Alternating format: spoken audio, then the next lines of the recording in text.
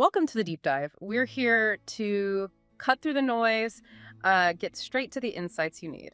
Today, we're diving into a country that, well, for many, it might seem like it slipped from the headlines, but its internal struggles, its international dilemmas, they're actually more complex, more critical than ever. We are talking about Afghanistan, 4 years after the Taliban's return to power. So our mission today really is to uncover these profound paradoxes. How can a regime tighten its grip at home while facing just immense external pressures and, frankly, a looming humanitarian crisis? We'll explore that intricate dance of international relations around them and, crucially, understand the very real human impact of global policy choices. We've drawn from a fascinating set of sources, including excerpts from Taliban's grip, Afghanistan's future and global dilemmas to guide us. Okay, let's unpack this. That's right. Afghanistan, it really forces us, doesn't it, to confront this unique blend of geopolitical strategy, humanitarian urgency, and, well, ethical considerations. We'll be looking at how the Taliban has actually managed to consolidate power, the devastating and often misunderstood consequences of international sanctions, and these fascinating shifts in global engagement.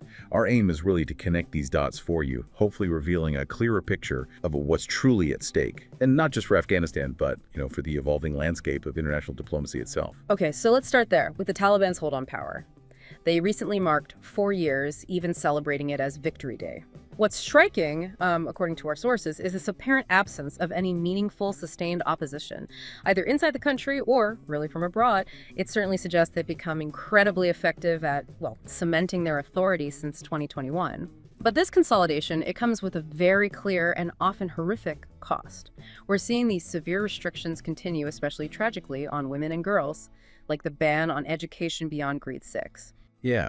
And what's truly insightful here, I think, is how this apparent stability, despite those, egregious human rights violations, isn't just about brute force.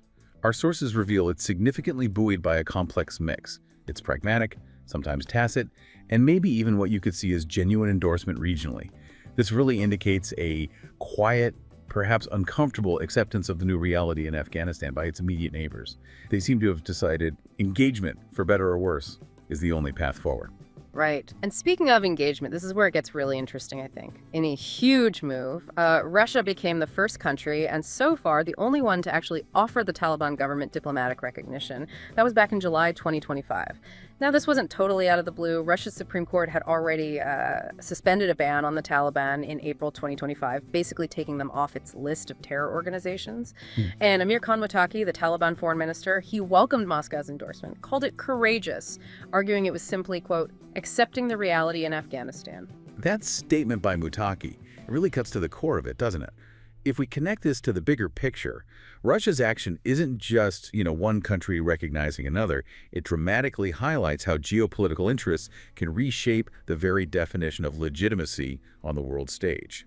Russia's move fundamentally challenges that established international consensus. It underscores a growing divergence in how different global players view the Taliban regime, especially within what we might call a more multipolar world.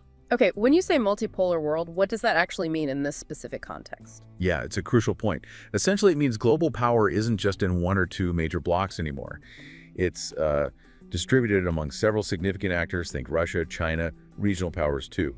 Each of these players is increasingly chasing their own, often quite different interests. And that makes a unified international stance on regimes like the Taliban much, much harder to achieve. Russia's recognition is a prime example of one of those poles acting independently, kind of redefining the norms to suit its own strategic goals. That makes a lot of sense. Okay, so moving from those diplomatic shifts to the stark economic realities, when the Taliban seized power in 2021, it triggered this wave of international sanctions. But our sources make a really crucial distinction here. These sanctions aren't actually aimed at Afghanistan as a country. They specifically target individual Taliban leaders, entities, many of whom are now government officials. And importantly, these sanctions largely predate the 2021 takeover. On top of that, the U.S., under Biden, also froze around, $7 billion of Afghan state reserve assets. Exactly. And this distinction, while it's legally precise, has had devastating practical results on the ground. These sanctions have effectively crippled Afghan institutions, most notably the banking sector, right? And that severely impacts the private sector too. It leaves Afghanistan largely isolated from international financial institutions, which Given Afghanistan was already one of the world's poorest, most aid-dependent countries, well, the impact on ordinary Afghans has been profound. We're seeing humanitarian agencies, UN agencies raising urgent alarms, mounting levels of acute malnutrition, particularly hitting children and the elderly hard. And this whole situation was made worse by the dismantling of U.S. aid programs, which has significantly cut critical aid funding that propped up a lot of social services. So, let me see if I've got this right. Foreign development aid, the kind for long-term state-building infrastructure, bigger development goals, that's essentially suspended, gone. Instead, international help is now almost entirely funneled into humanitarian budgets, just keeping people alive. And it's dispersed carefully by the UN and other aid groups. The goal, obviously, is making sure funds don't end up in Taliban hands, but it sounds like a very, very difficult balancing act. It is an incredibly difficult tightrope to walk. Yeah. And the critical insight here is that while this approach aims to alleviate immediate suffering, which is vital, it also inadvertently makes long-term recovery, economic self-sufficiency, much harder. Our sources suggest this shift from development aid to purely humanitarian help has really profound long-term implications for Afghanistan's ability to rebuild its economy, its society, beyond just day-to-day survival. It creates this dependence it's almost impossible to break. And as you mentioned, Afghanistan's economic problems didn't just start with the Taliban. Our sources remind us these socioeconomic crises were there long before 2021. The country's consistently ranked in that low human development category for decades. For listeners, that means deep-rooted challenges in health, education, basic living standards for a huge chunk of its, estimated 40 million people? So with these enormous pressures, the Taliban knows it just can't afford unmanageable anger at home. That partly explains why they keep trying to engage with the US and the West. Their main goals seem pretty clear. Get those Afghan state assets unfrozen. Get sanctions removed, things that, cozying up to China or regional neighbors just hasn't delivered. You've absolutely hit on a crucial point there. While China and, yes, a host of other regional countries have set up amicable relations, the Taliban's been quite pragmatic about it. They highlight security concerns to these neighbors, projecting themselves as the guarantors of security within Afghanistan. But crucially, these regional partners haven't filled that huge financial hole left when Western development aid was suspended. They offer diplomatic ties, maybe some trade, but not that foundational long-term development funding the West used to provide.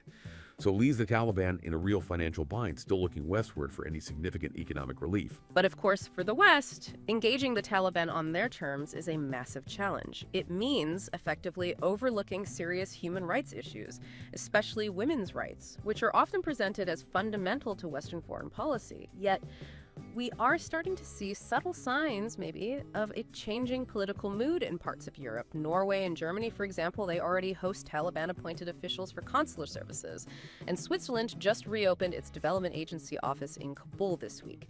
Now, they insist it's strictly for humanitarian support, but these aren't full recognitions, obviously, but they are clear steps towards some kind of pragmatic engagement, aren't they? That's a critical observation, yes.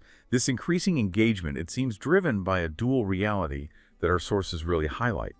On one hand, there's this growing, maybe reluctant acceptance that, look, the Taliban government is probably here to stay, denying that reality isn't practical for managing the situation.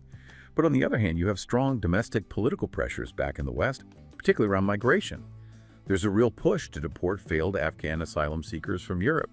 We even see senior British opposition figures, conservatives, indicating they'd be open to engaging the Taliban specifically to facilitate those deportations. The Taliban, well, unsurprisingly, they'd likely be quite pleased by these developments. It offers them a path to engagement without having to budge on their internal policies or that human rights record. Right. So the Taliban has effectively stamped out internal opposition, it seems, but their main challenge remains these immense socioeconomic problems, and these are just staggering, almost a perfect storm, really. The numbers themselves are mind-boggling. Since September 2023, over 4 million Afghans have returned from Iran and Pakistan, over 1.5 million in 2025 alone, spiking after the Israel-Iran conflict, and Pakistan is apparently expected to force another million to return. I mean, how do our sources suggest this huge, rapid demographic shift is making things even worse internally? That's precisely the crisis point our sources focus on. I mean, just imagine any government trying to cope with such massive, rapid population shifts. Millions of people suddenly needing housing, food, basic services, and this is compounded by existing internal displacement. By 2024, over 1.3 million Afghans were already internally displaced just due to natural disasters. That's the highest ratio globally. And then you have the climate crisis looming large. Kabul, the capital, risks running out of drinking water in less than a decade. Our sources make it absolutely clear no Afghan regime, no matter how consolidated its power feels, can possibly confront such seismic challenges alone.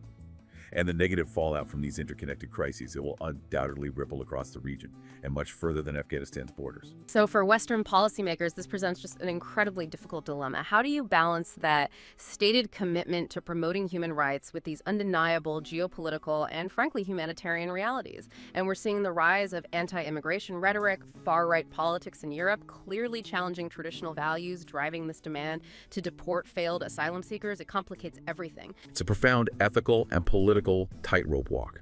No easy answers. For the Taliban, engagement with Europe focused on migration management could be seen as a significant silver lining. It gives them a chance to build rapport, a working relationship, without necessarily having to make any big moves towards full diplomatic recognition from the West or, crucially, any changes to their internal policies.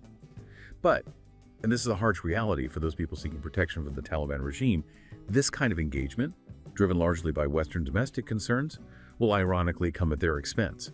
It could potentially push them back into the very situation they risked everything to escape. It's a really stark example of the difficult, uncomfortable trade-offs happening in today's global landscape. So, we've taken a deep dive today into Afghanistan. We've uncovered a regime consolidating its power amidst a staggering humanitarian crisis, all while trying to navigate this dramatically shifted geopolitical landscape. We've explored the profound, often unintended, impacts of sanctions, those pragmatic shifts in regional and international engagement, and the incredibly complex choices facing Western leaders, balancing stated values with urgent domestic pressures. Yeah, this deep dive truly illustrates that intricate balance, doesn't it? Between what's politically pragmatic, what's desperately needed by people on the ground, and ultimately what's ethically sound. The situation in Afghanistan really compels us to think critically about how global pressures, everything from mass migration to the undeniable impacts of climate change, can force these uncomfortable compromises in international relations. It just highlights that in this world of information overload, understanding these nuances, these difficult choices, and their really far-reaching implications is probably more important than ever. And that leaves you, our listener, with something to ponder. In this increasingly complex global landscape where domestic political pressures often clash directly with international humanitarian values, how do countries truly balance their stated commitment to human rights with the sheer practicalities of managing migration and engaging with regimes like the Taliban? What is the true cost of making those compromises? And, maybe most importantly, for whom?